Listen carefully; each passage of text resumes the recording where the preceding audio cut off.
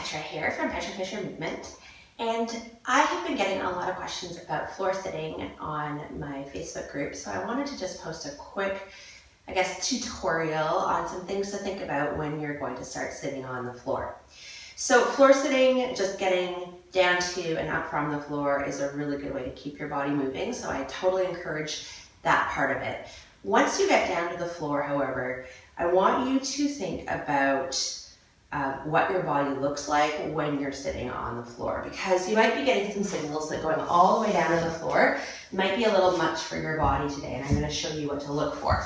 So if I sit down like this, and I'm looking at myself in a mirror here because that's how I can tell what's going on in my body, and I recommend it if you're working on improving your movement quality. So when I look in the mirror, or when you look at me, can you see how my lower back is kind of flat or even curved out a little bit here?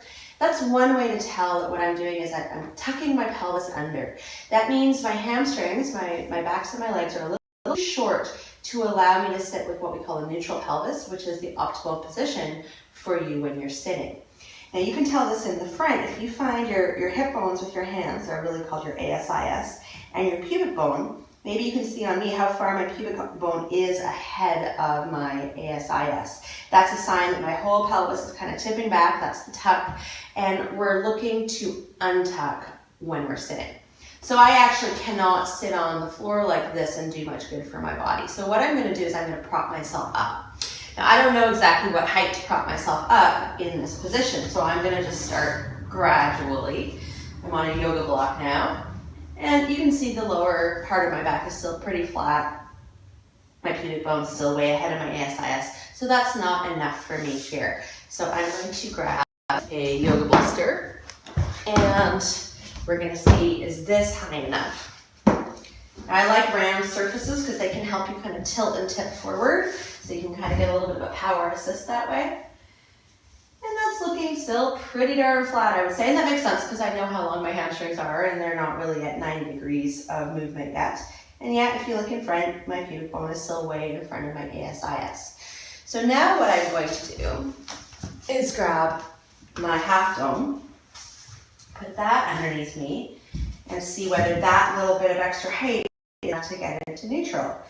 And you can see now I've got a little bit more of a neutral curve in my back. And if I look down, I think I'm still a little bit tucked, but it's getting pretty close. So this is a pretty good height for me. I might want to raise it a little bit more, but I don't have a thing in here I can do that with right now.